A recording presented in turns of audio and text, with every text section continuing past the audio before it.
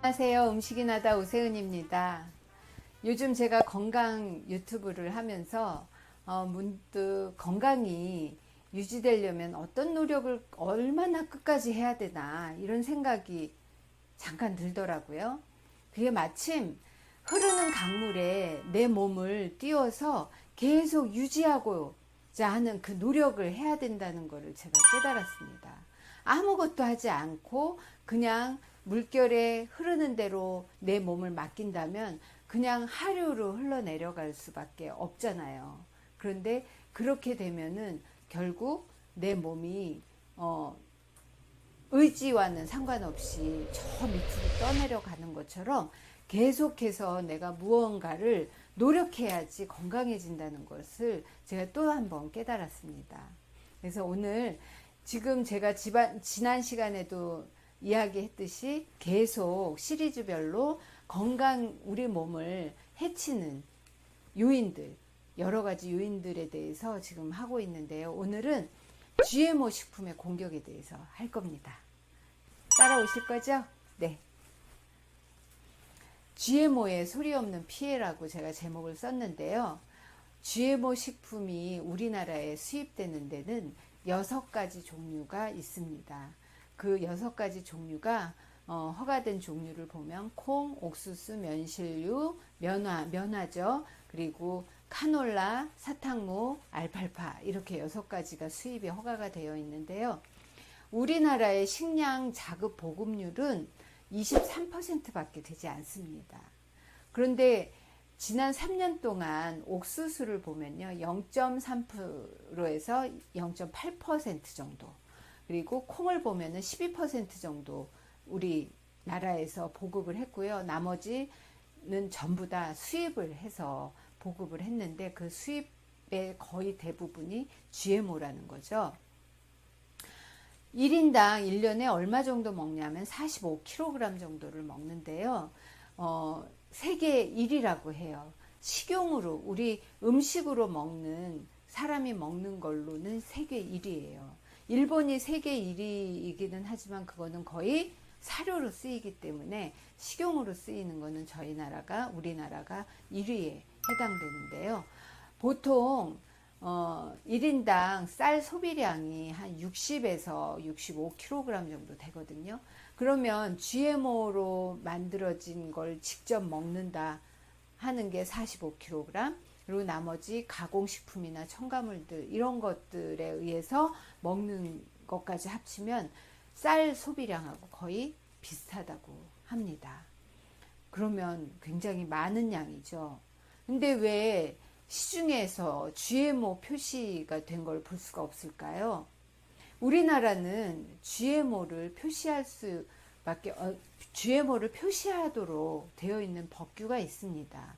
그런데 그걸 볼 수 없는 이유가 GMO 원료를 사용해서 제품을 만든 거에 GMO DNA나 아니면 단백질이 나타나지 않으면 표시하지 않아도 되는 법규가 있기 때문입니다. 그래서 예외 조항이 많기 때문에 유명무실한 법인 거죠. 게다가 이 GMO뿐만 아니라 그 GMO를 키우는 농작물을 키울 때에 사용하는 농약에 들어있는 글리포세이트라는 그 성분이 있는데요. 그 잔류량 허용치가 문제가 됩니다. 다음 장표를 보시면 이해가 되실 텐데요. 한국과 유럽의 규제 비교를 한번 해봤는데요. 식용유, 간장, 물엿 이런 것들에 대해서는 아예 표시하지 않아도 된다는 그런 규정이 있고요. 그리고 된장, 고추장, 청국장, 두부, 두유 뭐 이런 가공식품에도 표시하지 않아도 된다는 법규가 있습니다. 그리고 외식산업이나 아니면 사료로 쓰이는 곳에 이 GMO 원료를 썼다 하더라도 표시 대상이 아니고요. 그리고 비의도적으로 혼입 허용치가 있는데 그게 3%나 됩니다. 근데 그에 반면 유럽의 규정을 보면요. 가공식품이든 모든 이런 그 식품이건 외식산업이건 사료건 이런 데에 쓰이면은 전부 표시하게 되어 있고요. 그리고 비의도적인 허용치가 0.9% 정도밖에 안 된다는 거죠. 그러면 글리포세이트에 대한 기준량, 허용 기준치가 어느 정도 되느냐 하면은 쌀을 봤을 때는 0.05 ppm 정도 우리가 허용하고 있거든요. 그런데 쌀에 비교해서 옥수수는 5 ppm, 100배나 높죠. 그리고 대두나 카놀라는 20 ppm으로 400배나 높다는 거예요. 그러면 이 글리포세이트가 학계에서는 굉장히 부작용이나 이런 피해에 대해서 논하는 바가 굉장히 많고요.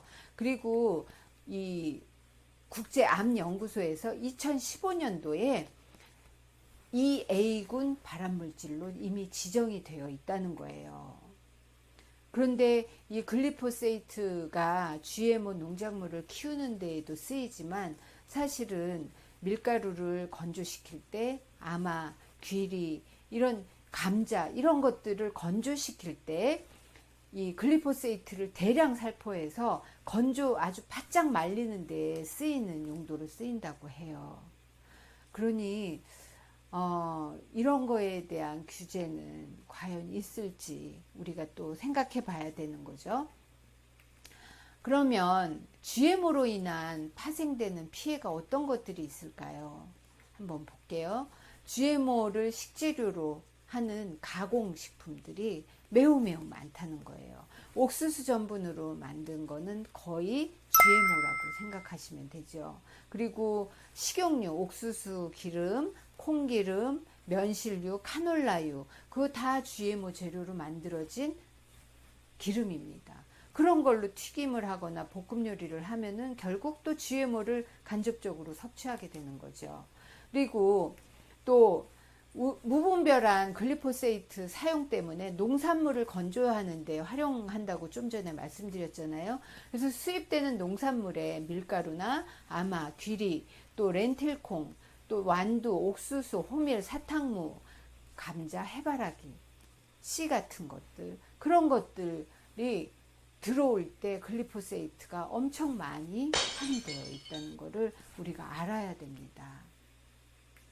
그리고 세 번째로 동물의 사료를 이 GMO 원료로 쓰잖아요. 옥수수나 뭐 이런 대두 같은 콩류 같은 거 그리고 사탕무나 알팔파 이런 것들로 사료를 쓰는데 그걸 먹은 육류들을 우리가 사람이 간접적으로 먹잖아요.